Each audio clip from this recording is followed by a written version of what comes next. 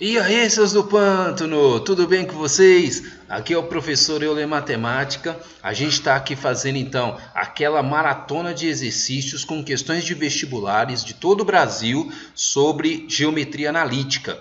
Nós estamos fazendo agora a questão de distância entre dois pontos que caiu na PUC de São Paulo. Então se liga, se inscreve no canal, ativa o sininho, deixa o seu like aí nessa aula, porque nós estamos fazendo um trabalho completaço para que você possa aprender de uma vez por todas essa bendita dessa geometria analítica. Então olha só, PUC de São Paulo, o triângulo de vértices A43, B 6 menos 2, C, menos 11, menos 3, ele é um triângulo o quê? Será que ele é um triângulo equilátero, isósceles, acutângulo, obtusângulo ou retângulo? Eu quero saber nessa questão aqui, gente, apesar da PUC não ter falado essa palavra, mas o que ele perguntou com esse é a natureza desse triângulo. Qual é a natureza dele? Como que nós podemos classificar esse triângulo? Tá? Então vamos fazer só uma revisão rápida. Nunca é demais a gente revisar. Então vamos lá. O que é um triângulo equilátero mesmo? É um triângulo que tem três lados iguais. O que é um triângulo isósceles? Dois lados iguais, obviamente, um diferente.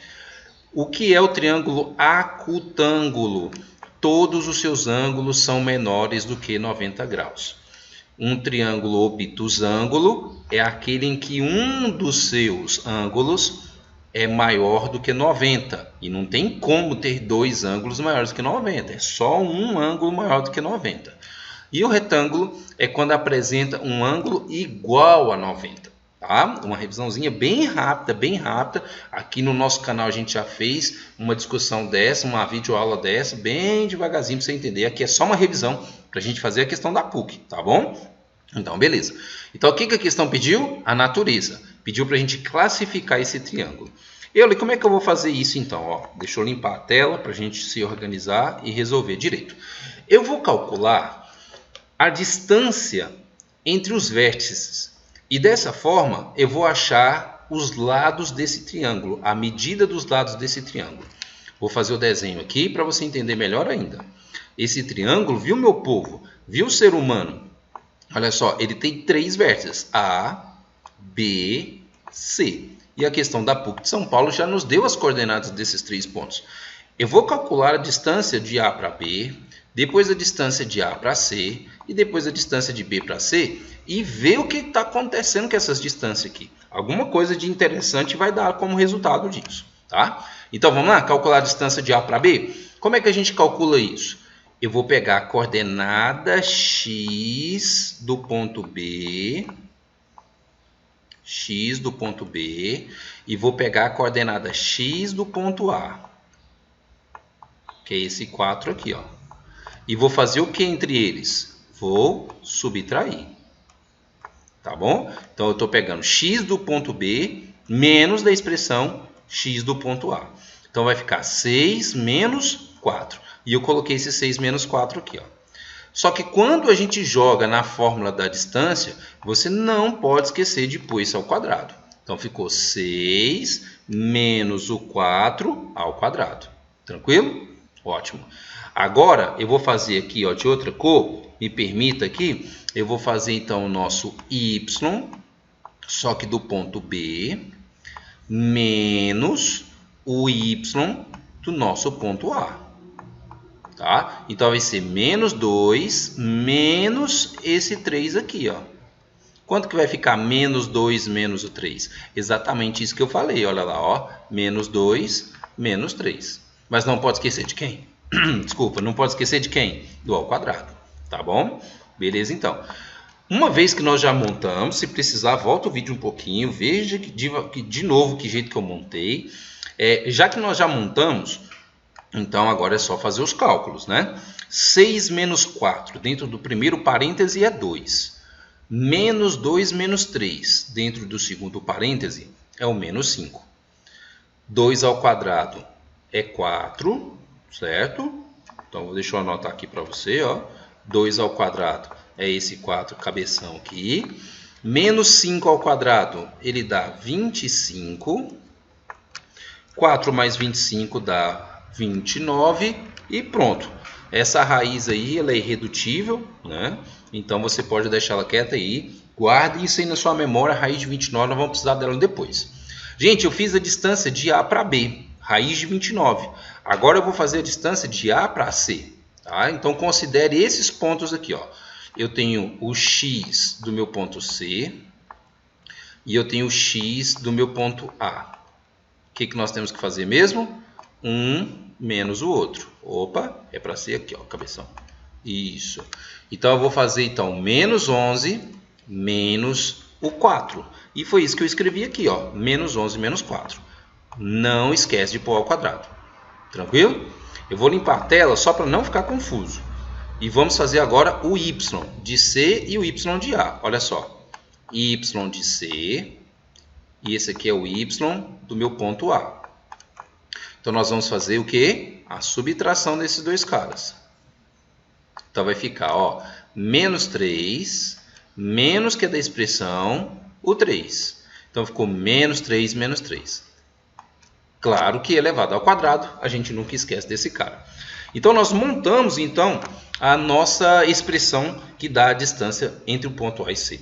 Agora é só fazer as contas. No primeiro parêntese, menos 11 menos 4 vai dar menos 15.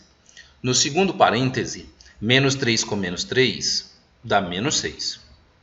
Agora, você já tem que ser expert e fazer as contas. Então, você vai lá no rascunho e faz devagarzinho, né? Quanto que é 15 vezes 15? Quanto que é esse 15 ao quadrado? 225. Professor, mas eu não tenho que pôr um menos aqui, não? É óbvio que não. Por quê? Porque você está com um expoente par. Toda vez que você eleva um número a um expoente par, esse número fica positivo. Igualzinho aqui, ó, que também vai ficar positivo. Ó. Tá negativo, mas o expoente é par. Se o expoente é par, acabou, irmão. Positivo na parada. 6 ao quadrado deu 36. 225 mais 36 dá 261. Euler de Deus. A minha primeira distância deu 29. Essa segunda distância deu raiz de 29. Essa segunda distância deu raiz de 261. Como que eu vou julgar se esse trem é equilátero, isósceles, lacutângulo, obtusângulo ou retângulo, que são as alternativas da minha questão? Calma, você tem que fazer ainda a última distância que falta. Nós fizemos de A para B, de A para C. Agora eu vou fazer de B para C. Mesmo esquema. Vamos lá então? Quem é o X do ponto C? Menos 11. Quem é o X do meu ponto B? 6. Vamos fazer um menos o outro. Menos 11, menos da expressão, o 6. Então, ficou menos 11, menos 6. Está anotado aqui, ó. Vou limpar a tela para não haver confusões. E vamos fazer agora y do C, que é menos 3, menos o y de B, que é menos 2. Toma muito cuidado por causa desse sinalzinho aqui, ó. Menos 3, menos da expressão, menos da expressão, menos da expressão, tá? O menos 2. Esse menos aqui é o menos da expressão, ó. E esse menos aqui, ó, é o que acompanha o 2. Você não pode esquecer deles não, tá? Porque menos com menos, ele vai acabar virando mais aqui agorinha. Então, vamos fazer essa conta? Olha lá, ó. Menos 11 menos 6 dá menos 17. Repete o ao quadrado. Menos com menos aqui, ó, é mais. E menos 3 mais 2 vai dar menos 1. Repete ao quadrado. Certo? Pronto. Quanto que é menos 17 ao quadrado, hein, gente? 289. E 17 vezes 17 dá 289. E o menos 1 ao quadrado, ele vai dar 1. Finalizando então a nossa conta, 289 mais 1 deu raiz de 290. Aí de novo você me pergunta, Euler, a minha primeira distância ela deu raiz de 29. A segunda distância deu raiz de 261. E a terceira deu raiz de 290. Como que a gente vai fazer agora para poder definir qual tipo de triângulo é que a gente está falando? Simples. Existe o Teorema de Pitágoras. O Teorema de Pitágoras, ele vai, se for satisfeito, se ele for atendido, então a gente sabe que ele vai ser o triângulo retângulo. Se ele não for, se tiver alguma discrepância, eu vou te avisar. Então vamos lá? Vamos substituir as raízes que nós encontramos. Um detalhe muito importante você não pode esquecer. A raiz de 290 foi a maior raiz que nós encontramos. Então, obrigatoriamente, ela tem que estar aqui no A. Afinal de contas, o A ele é a hipotenusa do nosso triângulo. Certo? Agora as outras duas não. As outras duas raízes, raiz de 29, raiz de 261, tanto faz a ordem, eles vão ficar aqui no nosso segundo membro. Tá bom? Fechou. Uma vez que nós substituímos então todas essas raízes no nosso teorema de Pitágoras, então a gente pode concluir que, olha, eu posso cancelar as raízes com ao quadrado. Olha, raiz com ao quadrado, raiz com ao quadrado. Olha que gracinha, velho. Que massa! 290 é igual a 29 mais 261? Será que é isso mesmo? Isso mesmo. Então, pronto. Você acabou de conferir que o teorema de Pitágoras ele é satisfeito pelas condições dadas pelo exercício. E se é satisfeito esse teorema de Pitágoras, a gente pode concluir então que o nosso triângulo ele é um triângulo retângulo. É um triângulo retângulo. Professor, só me dá uma ideia aqui rapidinho, só para eu poder lembrar. Quando é que ele seria obtusângulo? Gente, se em vez desse igual tivesse um maior aqui, ó. Por exemplo, se tivesse dado assim, ó, 290 e do lado de lá desse um número assim, ó, 189. Tá vendo? 290 é maior do que 189. Se a resposta do seu Pitágoras fosse com sinal de maior, então ele seria obtusângulo.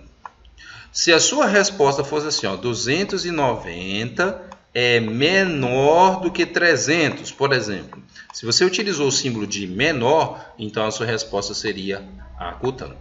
Mas, cara, nada disso. A nossa resposta aqui foi nem maior, nem menor. Nossa resposta foi igual. Se foi igual, então significa que esse triângulo aqui é um triângulo retângulo. Portanto, o gabarito da nossa questão é gabarito letra E. Esse é o gabarito da questãozinha da PUC de São Paulo, questão de vestibular que nós resolvemos nessa aula. Gabarito letra E, triângulo retângulo. Pronto, é isso, galera. Então fica essa resolução para você, que vai ser exemplo para muitas e muitas outras questões que você vai ter que fazer ao longo dos dias nas suas aulas na escola e também estudando para o vestibular. Beleza? Partiu a aprovação, galera. Até mais!